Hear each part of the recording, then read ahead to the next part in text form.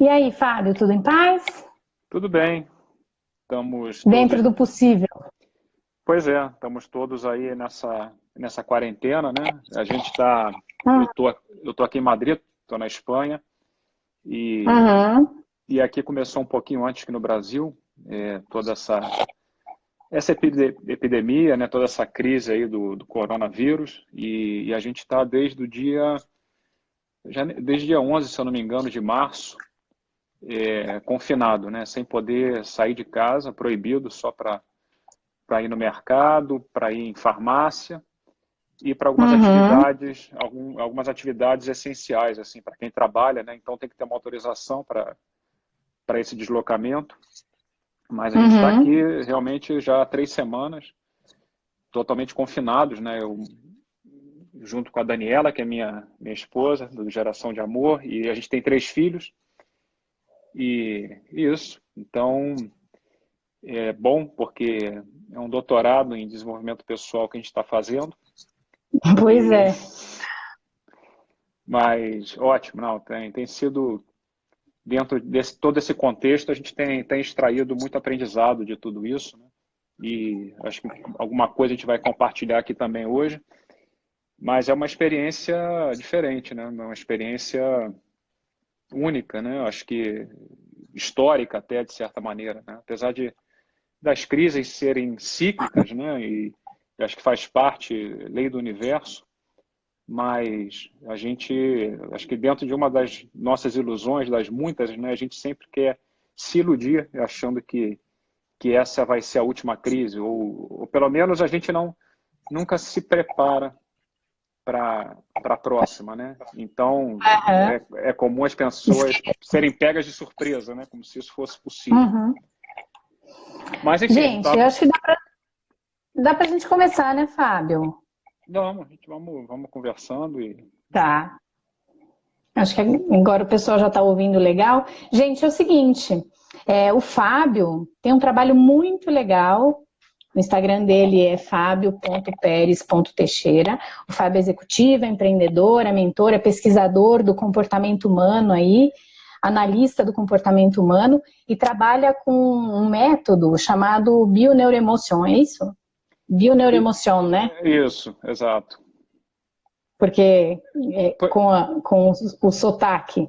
A gente vamos abdicar aqui do sotaque, mas seria exatamente isso, assim, a bioneuroemoção, que seria bioneuroemoção, é um método, só para falar assim bem rapidinho, já que a gente mencionou aí esse método, é um método foi criado aqui na Espanha, né, pelo Henrique Corbeira, que é um sujeito, bom, por acaso até é um psicólogo, mas ele, além de psicólogo, é um cara muito iluminado, assim, muito é, certeiro na abordagem dele, e ele acabou desenvolvendo esse método, né, um pouco uma filosofia até de perceber a vida de uma maneira geral, que aglutina Uhum, uma série de conhecimentos de programação neurolinguística, de psicologia, muito até junguiana, mas de biologia, de neurologia, enfim, uma série de áreas de conhecimento que se aglutinam aí nesse método e que realmente tem o objetivo de a gente tomar consciência dos nossos programas inconscientes que governam as nossas vidas, né? E ao tomar consciência, poder, desde uma outra perspectiva, tomar novas decisões. Então, é um método, de certa maneira, libertador. Em primeiro lugar, quando conheci alguns anos atrás e comecei a aplicar isso na minha vida, realmente foi muito, muito transformador.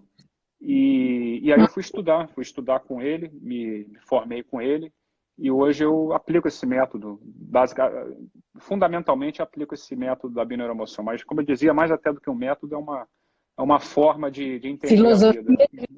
É, Exatamente. a gente é jornalista aqui, eu e o Plínio, a gente começou o Criar Filhos agora em novembro nas redes sociais, mas a gente tem um caminho que a gente começou aí como jornalista, que isso tem mais de 20 anos, aquela ideia de você jornalista para ver como eu mudo o mundo, depois a gente descobre que a gente muda o mundo começando por nós, né?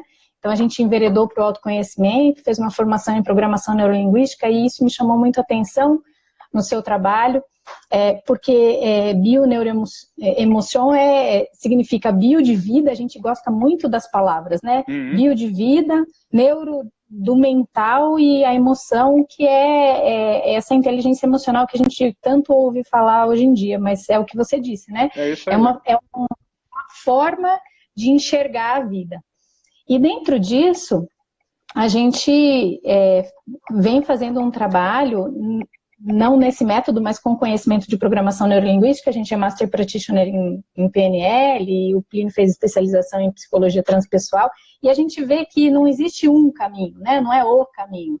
Claro. Mas existem caminhos aí que a gente vai usando as ferramentas, depois a gente conheceu a disciplina positiva, e isso tudo na vida da gente vai formando, a gente vai montando esse quebra-cabeças aí que é o ser humano, né? Sim, sim, sim. E aí a gente convidou o Fábio para falar com a gente hoje, pessoal, sobre o casal na quarentena. E a gente estava tendo uma conversa prévia e falando exatamente disso, né? Quais são esses cenários que de repente aparecem nesse momento em que a gente tem que ficar isolado fisicamente, né? É o termo que se usa na Organização Mundial de Saúde, mas socialmente, né? A gente popularmente usa o termo isolamento social. Quais são os cenários, Fábio, para o casal que aparecem nesse momento? Os cenários desafiadores e os cenários também de possibilidades. Então, essa crise, como qualquer crise, sempre realmente é uma oportunidade, né? Acho que isso já quase depois de quase 3 semanas aí desse pico de epidemia, é quase lugar comum, mas não deixa de ser importante de começar por aí, né? Assim, como tudo nesse universo, sempre tem 2 polaridades, então toda crise traz intrinsecamente uma oportunidade. Então, partindo dessa premissa, eu ainda assim aterrissando tudo isso, né? E a gente depois vai entrar mais no detalhe, mas assim, como primeira aproximação, eu diria assim que é uma crise mundial nesse caso, não é uma crise global, mas que no fim das contas não existe um problema global. Acho que existe o meu problema. E aí eu vou me explicar assim, isso que parece até um desafio mundial ou alguma coisa que está fora da gente, né? Assim, no fim das contas, essa é a consciência que a gente busca colocar em tudo isso. É assim, isso diz de uma crise individual, né? Porque no fim das contas, toda essa sociedade ou esse mundo está composto por esse conjunto de indivíduos. Então, em primeiro lugar, acho que é um convite realmente de a gente ir do geral, desse global ou dessa coisa exterior, para o particular, para o interior, e começar essa viagem realmente, né? E começando essa viagem com algumas perguntas, que era como você dizia, assim, mas o que significa isso para mim? O que significa esse isolamento para mim? O que significa essa crise? O que significa essa quarentena, esse confinamento, esse isolamento social? O que de mudança isso está me apresentando? Ou o que me estressa em todo esse contexto? Então, assim, eu acho que, em primeiro lugar, ter essa consciência que é um convite a olhar para dentro. Também até aí, acho que nesse período se tem conversado muito sobre isso, né? Tem muitas pessoas que estão propagando muito essa mensagem desse olhar mais para dentro. Mas esse olhar para dentro, eu acho que passa também por colocar algumas premissas que são importantes, né? Então, assim, acho que a primeira delas também acho que muito assim como uma base para a gente entender o que acontece nas nossas vidas é realmente compreender que, em primeiro lugar, nós somos energia, somos informação e estamos em ressonância. Dito isso, não tem nada que seja alheio a mim, ou seja, eu estou ressoando com o meu entorno, com as pessoas do meu entorno, enfim, com a minha realidade, né? Então, eu acabo criando ou estando em sintonia com o nível de consciência que eu tenho em cada momento. E então, acho que primeiro entender isso, né? Segundo, entender que realmente assim a gente vive num universo que tudo se relaciona, tudo é relativo, né? Então, esse olhar para dentro só é possível, só posso me conhecer me relacionando com alguém. E aí onde a gente quer chegar no ponto da questão que é assim, no caso, numa relação na vida adulta, o relacionamento mais importante que a gente tem é com o nosso parceiro, com o nosso marido ou com a nossa esposa. Então, esse processo de autoconhecimento, ele só é possível ou ele é bastante potenciado, turbinado, exatamente quando a gente se relaciona com o nosso parceiro, né? Então, esse momento que nos convida a olhar para dentro, que nos força a olhar para dentro, e realmente quando a gente chega, e esse olhar para dentro até é interessante, porque essa questão do confinamento nos faz voltar para casa, né? A casa física, o lar. Só que também tem um simbolismo aí que esse voltar para casa seria voltar para dentro, voltar para essa casa simbólica que seria o nosso coração, enfim. Então, tudo isso nos leva a esse contexto no qual a gente está agora de estar olhando para dentro, mas não existe forma de olhar para dentro que não seja, por outro lado, se relacionando, nesse caso, com o nosso parceiro. Então, o nosso Com o parceiro, outro. mais do que nunca, é assim, é o espelho, é o mestre aí que vai nos mostrar muitas coisas que estão vindo à tona nesse momento de crise, ou nesse momento de confinamento, ou nesse momento de olhar para dentro, né? Então, assim, como E preâmbulo... os cenários que aparecem nesse momento é, por exemplo, numa sociedade de consumo, numa sociedade que a gente vive dentro dos parâmetros socioeconômicos e culturais, de produtividade, enfim, a gente vive numa sociedade em que as pessoas estão muito fora de casa, né?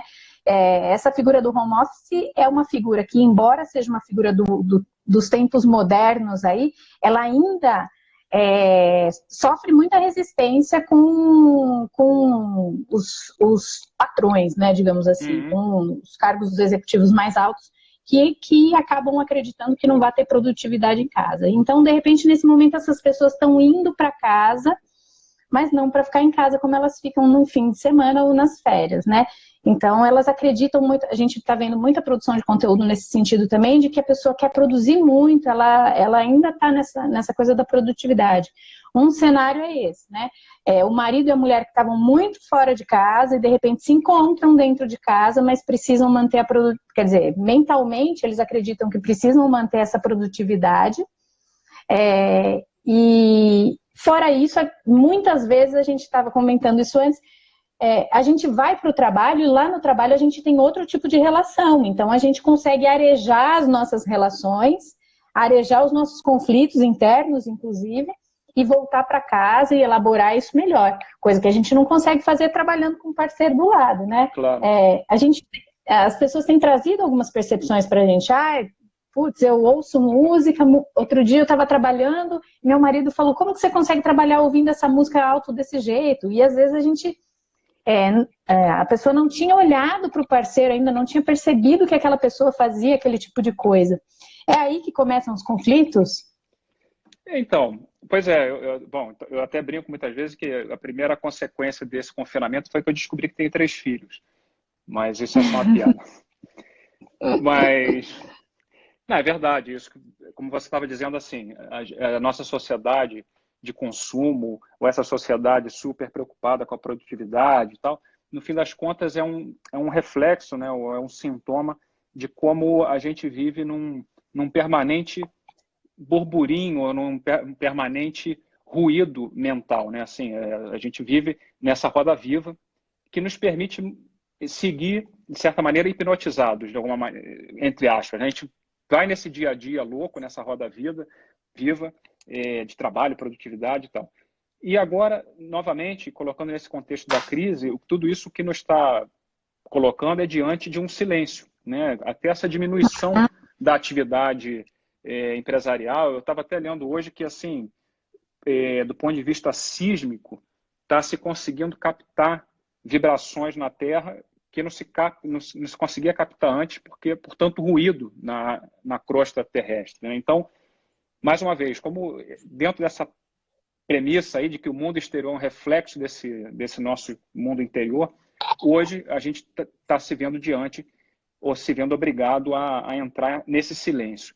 Só que isso para a gente custa muito, né? Então, por isso que a gente mantém muito essa dinâmica, mesmo em casa, de produzir e se manter ocupado para, de alguma forma, não ter que encarar esse silêncio, não ter que encarar esse olhar para si mesmo e não ter que encarar ou ter que olhar ou conviver com o nosso parceiro, né? E aí, realmente, como você dizia, é onde os conflitos tendem a crescer, porque é quando a gente realmente tem esse encontro com o nosso parceiro, ou até dito de outra maneira, quando a gente realmente se reencontra com nós mesmos, né? Ou com esse encontro com a nossa sombra, né? Tudo que isso que está em nós, que a gente nessa roda viva não parava para olhar, mas que estava aí no nosso inconsciente, e agora a gente realmente se vê obrigado a olhar refletido no nosso parceiro, né?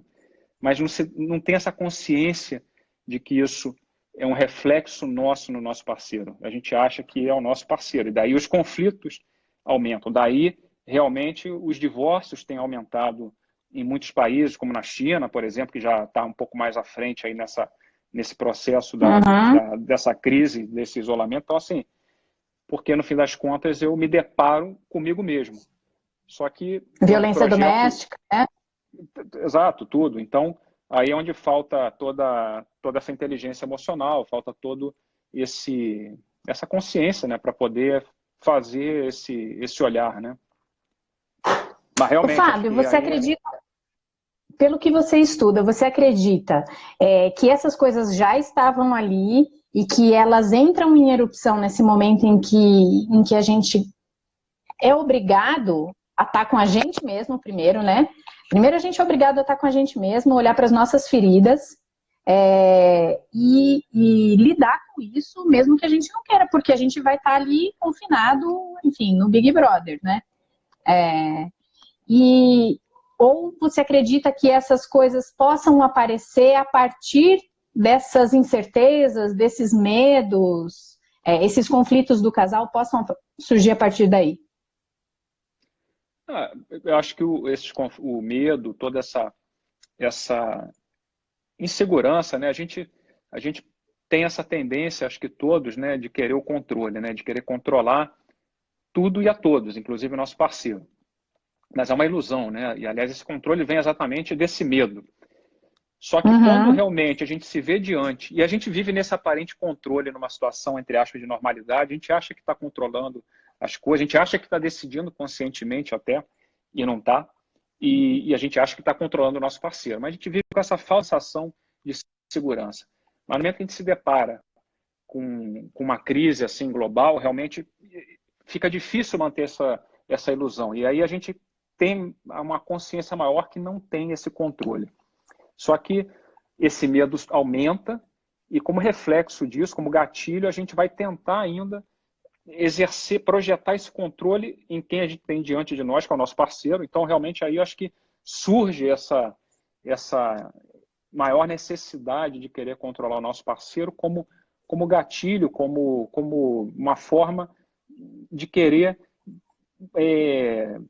controlar a situação, ter um pouco mais de uma aparente segurança, que no fim das contas não existe, né? Só que o nosso parceiro também está na mesma situação. Então, realmente, o conflito intensifica e amplia e aumenta muito por conta disso, né? Por querer exercer esse controle.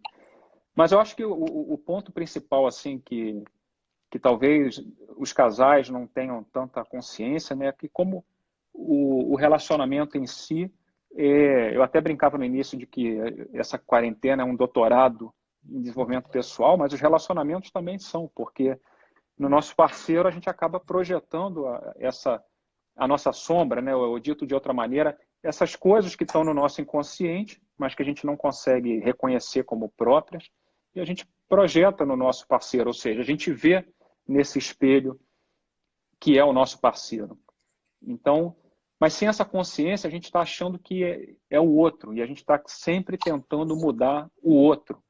E não muda, né? Isso realmente não. Acho que todos nós já constatamos que isso não traz resultados, que isso não traz um relacionamento saudável, construtivo, isso traz briga, traz discussão, traz estresse, traz divórcio. Então, acho que é uma estratégia que está meio já comprovadamente ineficaz, furada, né? De querer controlar o outro, mudar o outro e seguir nessa questão, né?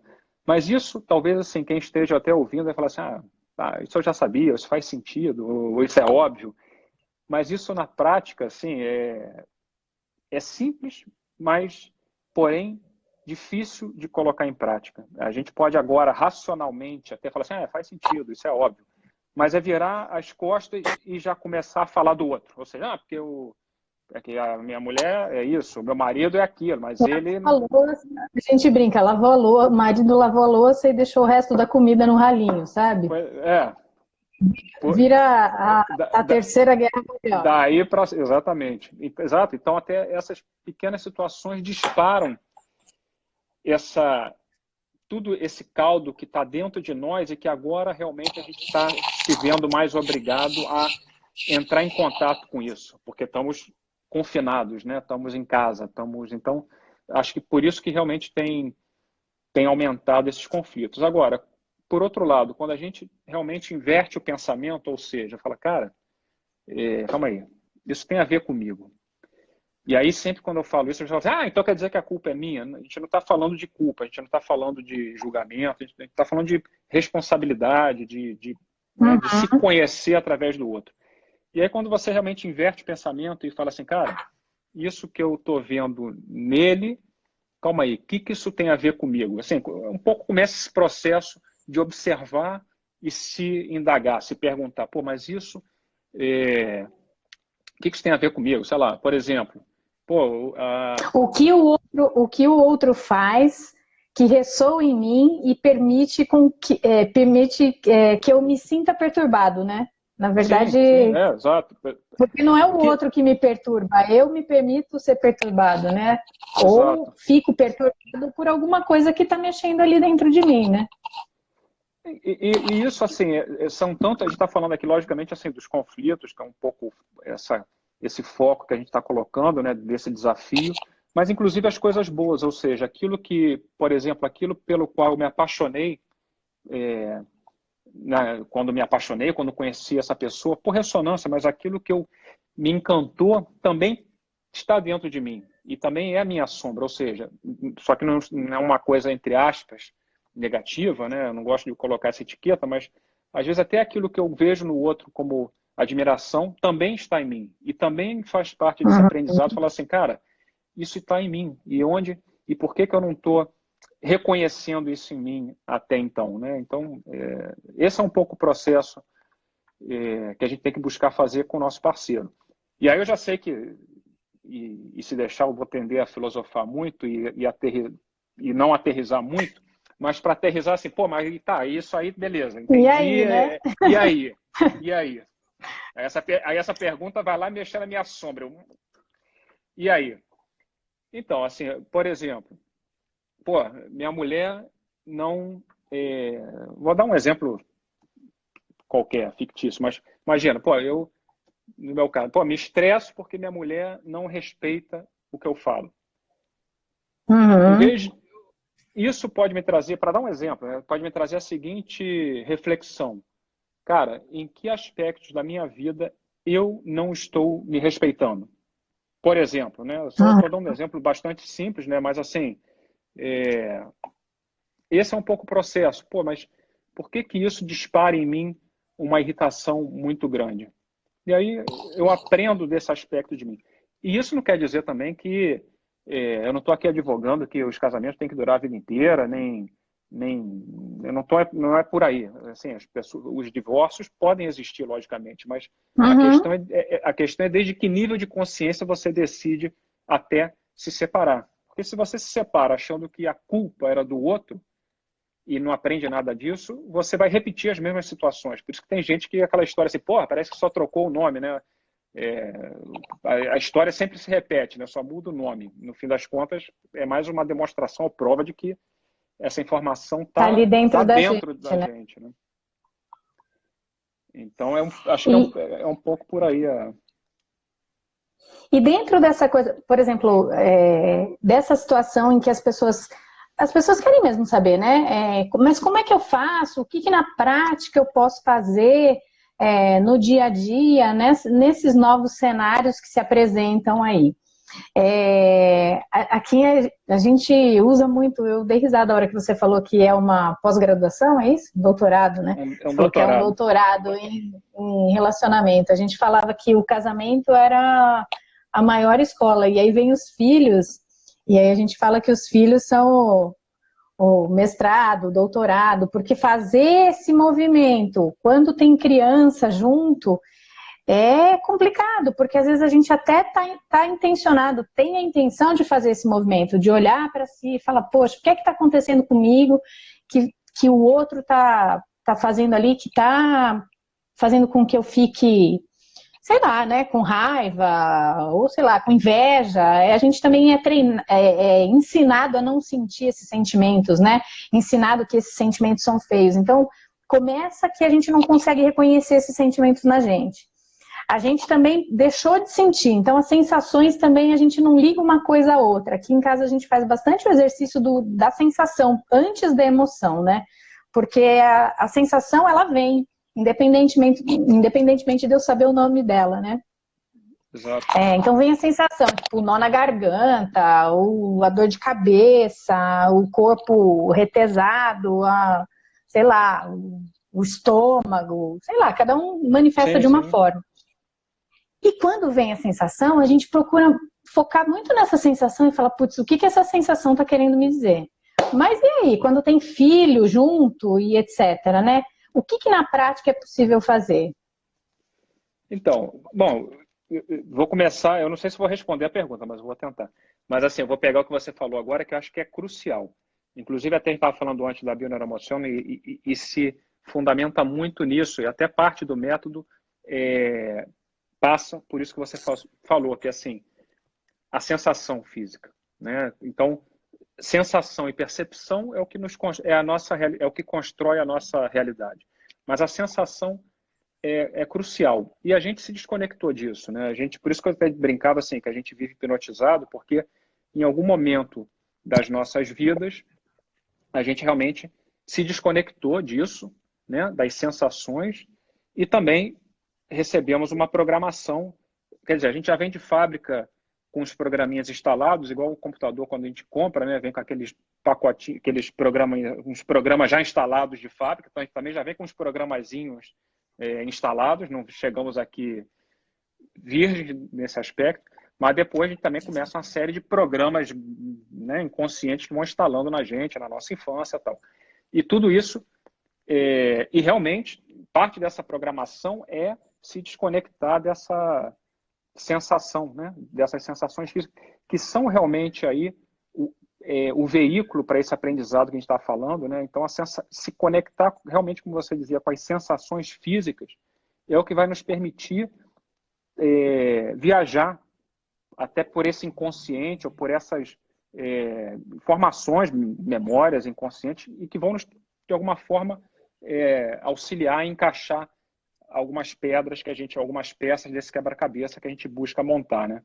E aí, com relação aos filhos, eu acho que, por um lado, assim como o nosso parceiro, mas assim, a nossa família, essa família mais nuclear, né, o marido, a mulher e os filhos, é o nosso núcleo de intimidade. Então, por um lado, é onde a gente realmente mostra a nossa sombra, né? Aquela história de sempre assim, na rua, no trabalho, eu sou aquele cara super educado, agradável e comedido, e em casa o couro come, assim, o primeiro que passa na frente eu dou um pontapé, assim, onde eu coloco para fora, extravaso e coloco essa sombra, né, esse potencial, é onde aí eu viro o incrível Hulk, né, assim, onde sai realmente essa força oculta, né? Então, acho que tem isso por um lado. Também tem outra, assim, que no fundo os nossos filhos realmente acabam nos conectando com as nossas próprias feridas emocionais, né? Então, inclusive e principalmente da nossa infância. Então, também tem muito essa questão, né, de como nossos filhos também, como espelhos ou como mestres, de alguma forma, nos mostram essas feridas emocionais. E aí, eu só queria também colocar um outro ponto que eu acho assim muito importante, falando dessa questão mais de gerações, né? Como a gente tem essa oportunidade de curar não só a nós, mas a geração, os nossos descendentes, o sistema, os nossos filhos, né? o sistema e os nossos ascendentes, nossos progenitores. Então, essa informação inconsciente que é atemporal, ou seja, que está sempre se manifestando no presente, que é o único instante que existe, né? O passado e futuro são construções mentais. Então, essa informação inconsciente, ela está sempre se manifestando. Muitas vezes as pessoas perguntam, pô, mas eu não lembro, ou como que eu vou acessar meu inconsciente, ou principalmente, sempre a inquietação é muito assim, pô, mas eu não lembro como foi a minha infância, eu não lembro como foi, eu não sei como foi a vida dos meus pais ou dos meus avós. Às vezes não é preciso nem saber, porque essa informação inconsciente ela está se manifestando no nosso dia a dia, é só olhar. Então, a nossa relação com nossos filhos mostram muito disso. Ou os E eles conflitos que a trazem gente para a tem. gente muito, né? Exato, É, exato. a gente tem um exemplo claro aqui em casa, o Plínio, meu parceiro, que é meu parceiro de vida e meu parceiro nesse projeto, a gente conversa bastante sobre isso, porque o caçula, a gente, ele chegou num momento mais turbulento, então tem a questão da informação que está no campo, né? E essa noite, especificamente, ele tem 2 anos e 3 meses. Essa semana eu conversei com o Plínio, quando a gente, e estava falando na live de ontem também com a Ana Cecília Prado, como eles se desenvolvem sensorialmente e emocionalmente nesse período também, porque a informação que está no campo é muito vasta, é muito intensa, e por menos que a gente verbalize isso, a informação está no campo, Sim, né? sim. Informacional, né? Que a gente chama de campo informacional. E ele trouxe isso de uma maneira bonita, é o que você falou, quando a gente olha para isso tudo como uma oportunidade, né? Essa semana a gente tem que lidar com ele, tem que conectar bem com ele quando ele está irritado, porque ele vai para agressividade, né? A mais velha ela vai mais para sensibilização, chora mais, e ele vai mais para agressivo. E aí ele veio arrastando uma almofada da sala até a cozinha, porque a gente sempre dá almofada, fala para, se quiser, pode jogar a almofada no chão, e ele nunca quer, fica mais bravo. Aí ele veio arrastando. E aí passou e eu coloquei ele para cozinhar comigo, enquanto eu fazia o almoço, daí ele, ufa, passou minha raiva. Ele falou, e eu achei aquilo com 2... Eu falei para o Plínio, eu acho que ele deu mais um salto cognitivo no meio disso tudo. Isso foi ontem de dia. E durante a noite, ele estava dormindo e estava se mexendo muito. Eu fui lá ver o que era, ele soltou eu tô com medo. Então, assim, eles trazem tudo isso o tempo inteiro pra gente, né? Então, quando eles estão nesse meio, e eles sentem muito quando a gente não consegue se conectar. Eu estou contando essa história para ilustrar que aqui a gente percebe que quando eles estão mais agitados, quando eles estão mais irritados, nervosos, uma mudança de comportamento muito nítida, a gente, casal, está desconectado. Aí a gente para e fala, putz, vamos conectar, conversar, arrumar um tempo pra gente, marcar uma reunião, a gente marca a reunião aqui em casa. Sei lá, quinta-feira à noite, a hora que eles dormirem, a gente vai, sei lá, cozinhar junto, fazer alguma coisa junto, beleza? Ninguém dorme. A Muito gente... forte, né, mãe? Exatamente. É por aí mesmo. A gente, por acaso, essa semana também com a Daniela, a gente estava conversando sobre isso. Assim, e principalmente a criança, quando está nessa etapa até os 3 anos, né, que está completa, por um lado, está em completa fusão emocional, né, com os pais, com a mãe em particular, né, então acaba realmente captando toda essa informação aí inconsciente do campo, né, que está aí, enfim, está ressoando aí, e nos mostra isso, de certa maneira, até como você dizia, realmente, a maior parte das pessoas acaba focando na criança, ou seja, o que essa criança tem, o que essa criança, novamente, assim, essa desconexão, né? E quando a gente tem essa consciência, como você dizia, assim, o que meu filho está mostrando de mim, é quando a gente pode tomar consciência até dessa desconexão nossa, ou do próprio casal, ou dos nossos próprios medos, e como isso está sendo projetado neles. E na criança, principalmente que tem essa mente inconsciente predominante, né? Ainda não tem desenvolvido aí o seu ego, essa parte mais racional, e tem essa mente que não julga, né? Essa mente inocente, né? E daí até analogicamente dizendo, assim, fazendo essa metáfora, né? Por isso que Jesus dizia que o reino dos céus é das crianças, né? Uma mente inocente que não julga, uma mente que simplesmente está aí, né? Em total fusão, nos mostra isso. Mas a questão é que realmente a gente acaba não tendo essa consciência e muitas vezes vai, inclusive, querer tratar a criança, sei lá, mas acha que a criança está desconectada, isolada desse contexto familiar. Então, realmente essas estratégias são importantes. A Daniela está falando, é super necessário dialogar com eles quando há comportamento desafiador. E eu só vou completar uma coisa que a Maíra trouxe também, antes da Dani colocar isso aí, a Maíra falou que às vezes os pais, nesse momento, principalmente em que a gente está numa situação totalmente nova, algumas pessoas querem esconder deles a verdade. E aí a Dani traz essa importância do dialogar. Mesmo que de forma lúdica, mesmo o negócio é a gente conversar mesmo, né?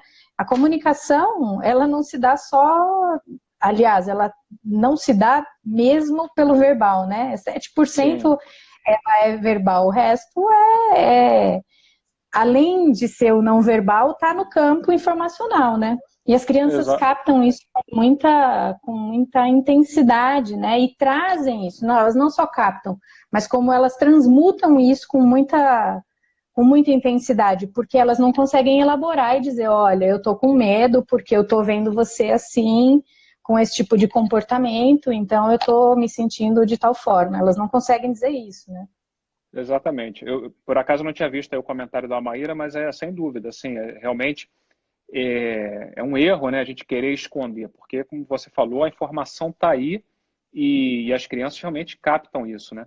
Mas isso é curioso. Por acaso, hoje a gente estava conversando aqui em casa, estava conversando com a Daniela e com as crianças, assim, e volta um pouquinho aquele ponto que eu estava dizendo, assim, como que nós, e as crianças, nossos filhos, mas nós passamos por isso, como nós somos programados, principalmente na nossa infância, não só em casa, né, pelos nossos pais, mas na escola, né? Então, assim, o sistema educativo que a gente tem, essa formação, no sentido exatamente de colocar em formas, né? Então, a gente é moldado ou programado a se desconectar das sensações físicas, a gente é programado a não se conectar com as nossas emoções, né?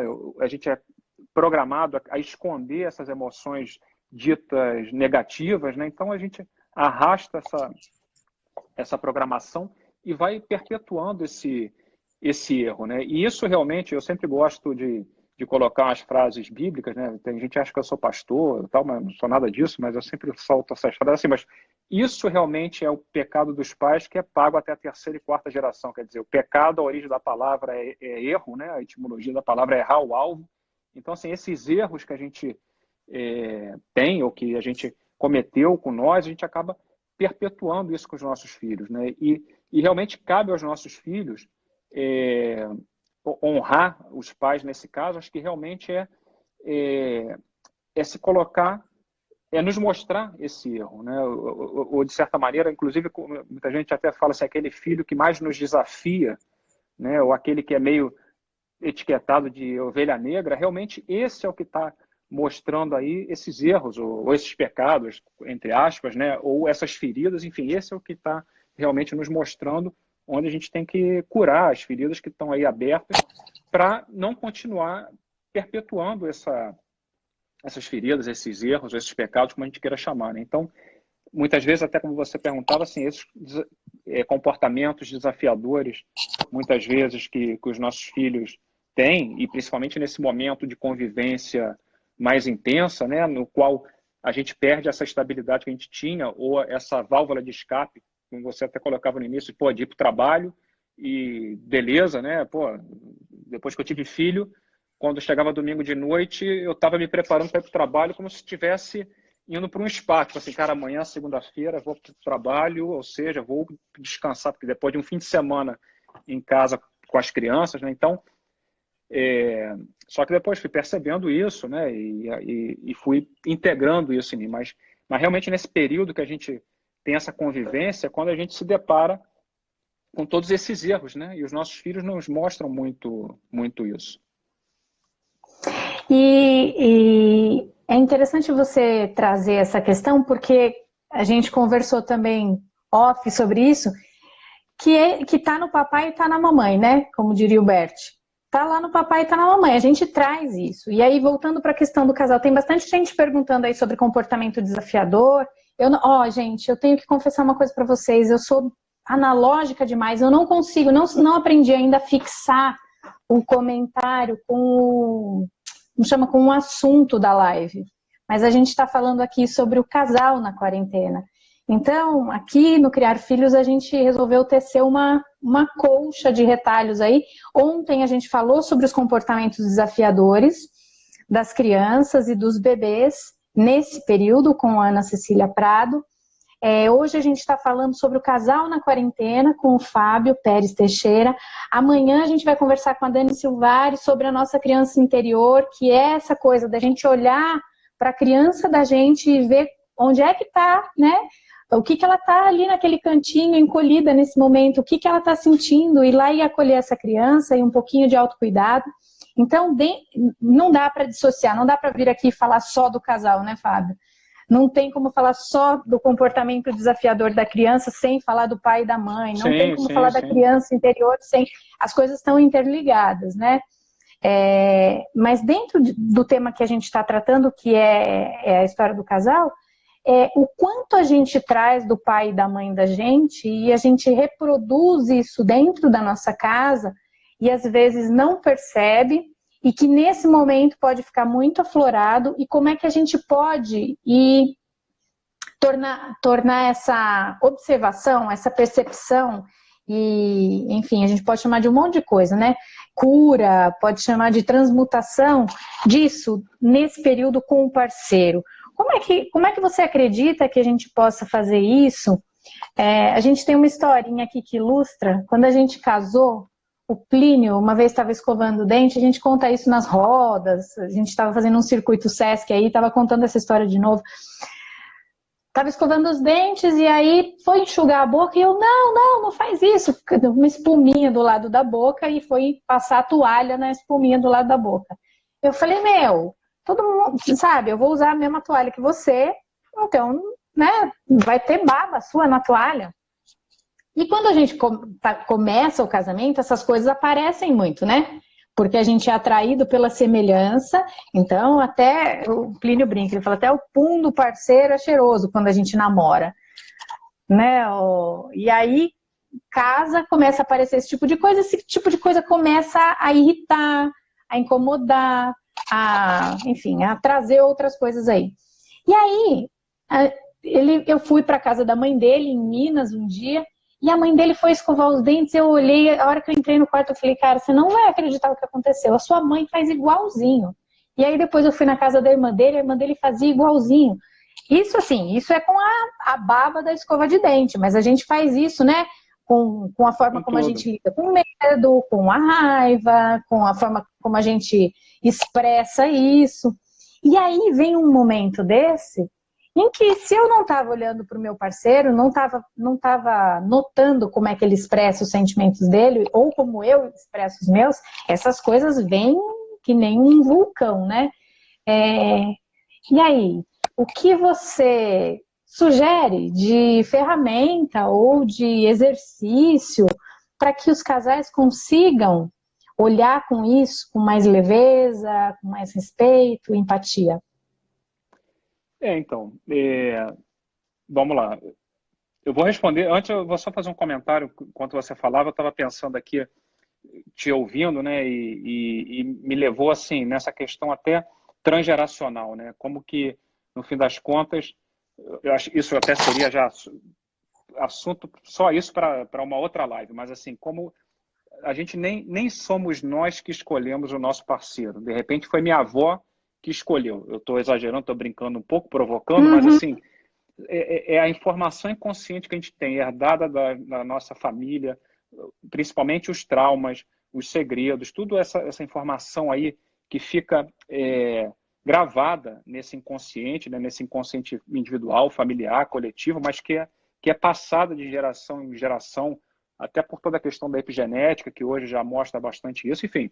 Mas como a gente reproduz esses padrões familiares. E aí, como você dizia, assim, a gente se relaciona no nosso casamento a partir do pai e da mãe interior que a gente tem aqui. Ou seja, tudo aquilo que a gente viu na nossa casa e a gente viveu enquanto criança, enfim, toda essa informação que está no nosso inconsciente, por mais até que muita gente não tenha nem convivido, né, se conviveu ainda mais, mas mesmo se não tivesse convivido, está aí guiando a forma com a qual a gente se relaciona. Então, isso em primeiro lugar, ou seja, já ter essa consciência de que, em primeiro lugar, se eu vou no piloto automático, não sou eu que estou aí, é uma informação que nem é minha. Mas acho que, assim, não tem receita de bolo, logicamente, infelizmente, né? Enfim, tem receita de outra. Eu sempre digo assim, receita de bolo eu tenho, mas bolo de chocolate, de banana, de outras coisas. Agora, receita de bolo para relacionamento não tem. Não tem. Infelizmente, mas tem um processo que é muito mais saboroso do que um bolo, uma receita de bolo, que é exatamente se descobrir, né? Se fosse 5 passos, 7 passos para 9 dias resolver o relacionamento, bom, sei lá. Mas o que eu posso dizer? O que eu sempre digo assim em primeiro lugar, se observar. E observar quais são os conflitos, observar o que te incomoda, o que está te colocando em estresse, né? Também, como você dizia, assim, observar. Na hora que sentir essa irritação, exatamente como você dizia, em primeiro lugar, observar em você onde você sente isso. Em que lugar do corpo ressoa com mais intensidade, onde essa raiva ela te inflama mais. Pô, é na garganta, é no estômago, é nas costas. E se conectar com essa sensação. E se for possível, até se conectar com essa sensação e por um instante deixar que venham imagens na tua cabeça, sem julgar essa imagem, sem querer lembrar, não é querer lembrar nada, não é querer avaliar.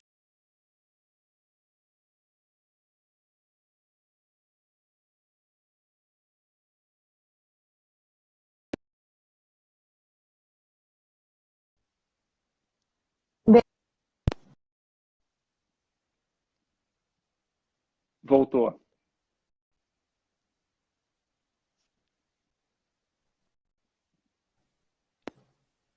Tá travando um pouquinho. Agora começa um monte de live nesse horário? Acho que agora voltou.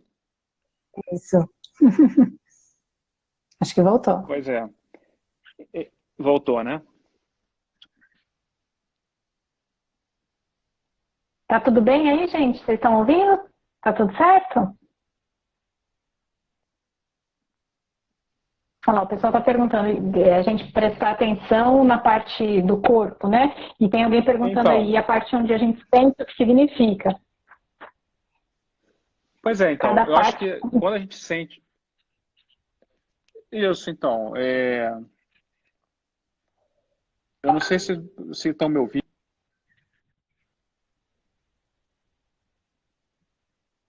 Ah, sério?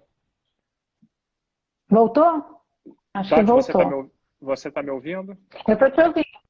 Tô te ouvindo. Tá me ouvindo? Eu estou te ouvindo também. Legal. Então, se a gente consegue, e só para concluir o que eu estava até para responder, aqui a Charlene, que estava perguntando, para ser mais claro. Charlene, ferrou, que eu ser claro não é a minha virtude assim mais desenvolvida, mas eu vou tentar. Então, mas como eu dizia assim, quando a gente tem uma situação dessa e sente isso, em primeiro lugar, buscar se conectar com essa sensação física. E essa sensação física, que certamente a gente já sentiu em outros momentos da nossa vida, é você buscar deixar se levar por essa sensação e que venham imagens, deixa que venham imagens na sua cabeça, enfim. Eu estou resumindo demais, né? Mas para você identificar outras experiências que talvez esteja aí até a origem desse estresse ou desse conflito, né? Mas o fato é que, em primeiro lugar, ter essa consciência que não deixa de ser uma projeção, que o teu parceiro está te mostrando aí uma informação que está em você. Tati, você está me ouvindo? Como que está aí? Eu tô te ouvindo, tô te ouvindo. Eu tô procurando não te Beleza. interromper, porque acho que a gente está com um delayzinho aí. Tá.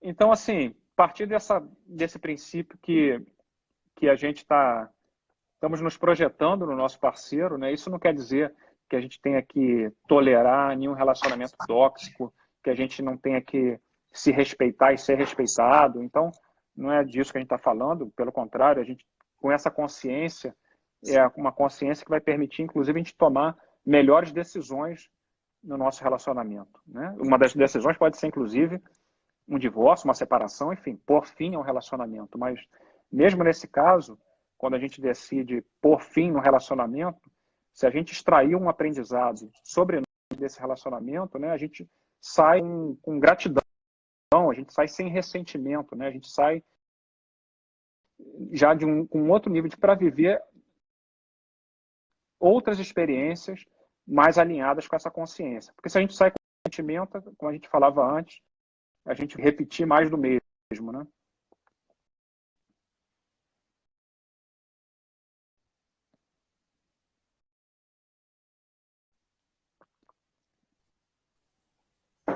Acho que travou de novo. Tati, você está de volta aí? Como que tá? Agora voltou. Beleza. Então, Agora assim, eu acho que a gente, só para concluir, eu acho que esse momento é um momento de voltar para casa, ou seja, essa casa real que a gente está, mas essa casa simbólica, que é esse espaço nosso, interior, e realmente também com esse silêncio que esse recolhimento nos traz, também novamente, tanto exterior, mas interior, a gente fazer essa reflexão e que se a gente quiser mudar alguma coisa, seja o casamento ou o mundo, a gente só pode atuar no único lugar possível, que é em nós mesmos. Enquanto a gente quiser mudar o parceiro, quiser mudar o mundo, a gente não vai mudar nada. E por isso que está sempre tudo se repetindo, né? Agora, no momento que cada um realmente decidir se olhar e se mudar, é quando a gente muda o casamento, a sociedade, o bairro, a cidade, o estado, a sociedade e o mundo, né? Eu acho que esse é o caminho, né? A Maíra me emocionou aqui. Eu não... Chegou uma hora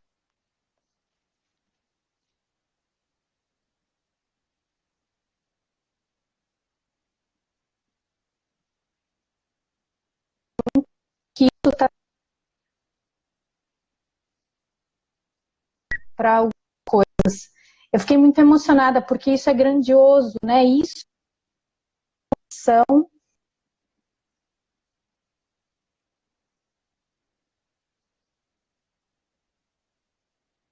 mesmo assim, um parceiro a gente parar para. É curativo mesmo, né? Acho que é isso que eu estava exatamente.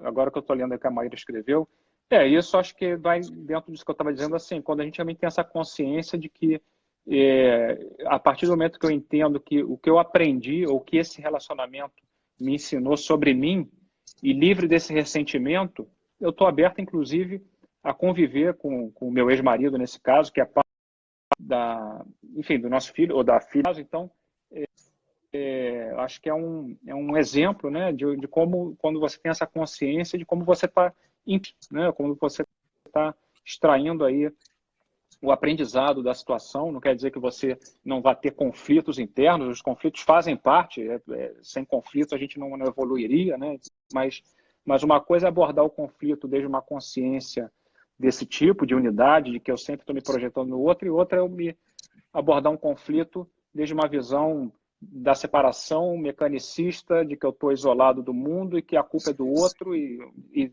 uma visão de ressentimento, né, de briga.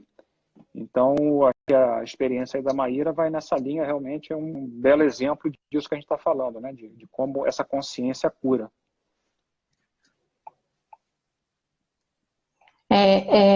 Gente, tem bastante gente falando do áudio, tá travando.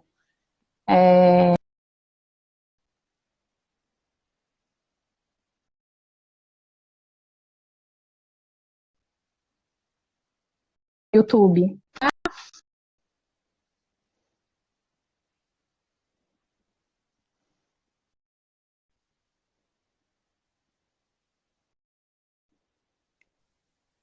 Eu acho que eu estou te ouvindo, acho que está falhando bastante aí o teu áudio, mas mas se alguém não ouviu, eu vou repetir aqui. Eu acho que as pessoas estão ouvindo melhor meu áudio, talvez. Então, assim, a live vai ficar no canal do YouTube da Tati, do Criar Filhos, vai estar disponível lá. E como está acabando, eu quero agradecer a todos vocês, a Tati, pelo convite, né, em primeiro lugar. E se alguém quiser perguntar alguma coisa depois, é só escrever, é só mandar lá no direct, enfim. Mas as pessoas estão escrevendo que não ouviram o áudio da Tati, mas ela foi o que eu disse, né? Acho que ela vai disponibilizar no YouTube. Que o então meu, vai né? Que o meu tá travando. Isso. Obrigado, Tati, pelo convite. Eu é que agradeço, foi uma honra para a gente te ouvir. Eu agradeço por você disponibilizar seu tempo e compartilhar o seu conhecimento, e que seja o primeiro de muitos outros encontros aí. A gente se coloca à disposição para replicar o seu conteúdo quando você achar pertinente, que a gente acredita muito nesse conceito do coletivo, que essa coisa a gente mudar juntos. Com certeza, eu que agradeço, para mim foi isso, uma alegria poder estar aqui com vocês, e conte comigo sempre. E eu aqui vim aprender e certamente saio melhor do que quando comecei. Então, para mim foi aprender aí com você e com todos, né, que estão aqui. Somos todos um. Todos somos aprendizes, né? Obrigada, Exatamente. Viu? A gente vai deixar Obrigado, salvo aqui. Grande beijo. A gente vai salvar lá. Um beijão. Beleza. Beijo. Tchau, tchau.